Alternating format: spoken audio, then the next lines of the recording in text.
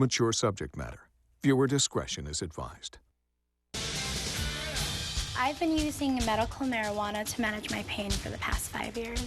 I was injured in a motorcycle accident. All the pain medications just didn't work out for my body. I've been using marijuana to manage my pain ever since. Today we're covering the dangerous trends that can put you and your family at risk. That was Priscilla. She uses medical marijuana legally to help deal with chronic pain, and she volunteered to put smoking marijuana and driving to the test.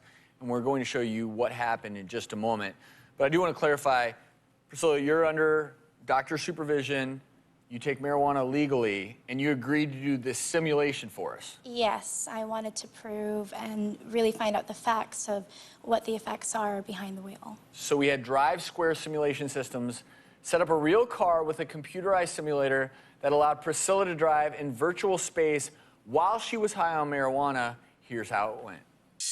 We're going to have Priscilla get comfortable with driving the vehicle to begin with. And then she's going to medicate, and we're going to try to do it all over again with the medication in place. You are completely sober, right? No medication?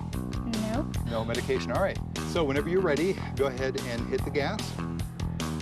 Good, you're taking to this very, very well. You see that guy? He ran that red light, didn't he? Yes, he is. Very He's a good, jerk. very good reaction. Okay, Priscilla, you did really, really well. Very, very good job. Well, that was interesting. I'm going to go medicate now and try it again. I'm definitely under the influence right now. I'm feeling pretty good. Here you go. Thank you. Oh, man, I can't do turns. Yeah, it's a matter of perception in this particular case, isn't it? Oh.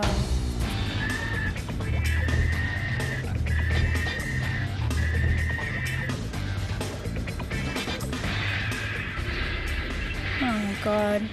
The impairment is obviously there because of the perception of speed. Right. You got to back up to about 50 miles an hour. Oh. You hit the brakes, but not quickly enough. Your reaction time was very slow. And you actually impacted the truck at about 42 miles an hour. What I saw was that you were very impaired. The speed was the hardest thing for me. I realized that being under the influence of anything would be very dangerous. She was impaired and in no shape to drive. We put her into a nice car, and she was driven home.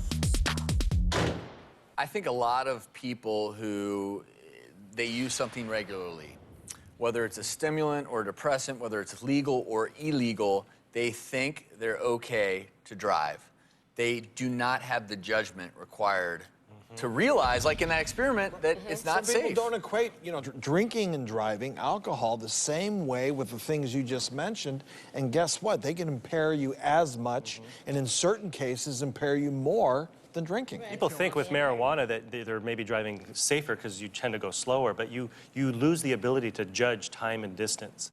You have an interesting stat. That's right. 13% of high school seniors reported driving under the influence of marijuana. And that's high school students. You know what it is for alcohol?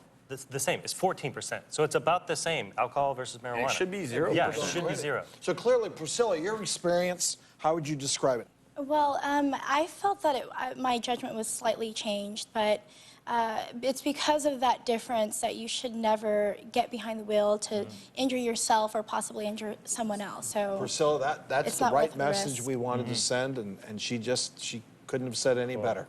And thank you for volunteering to help educate everyone about this. Yeah, no we really problem. appreciate it.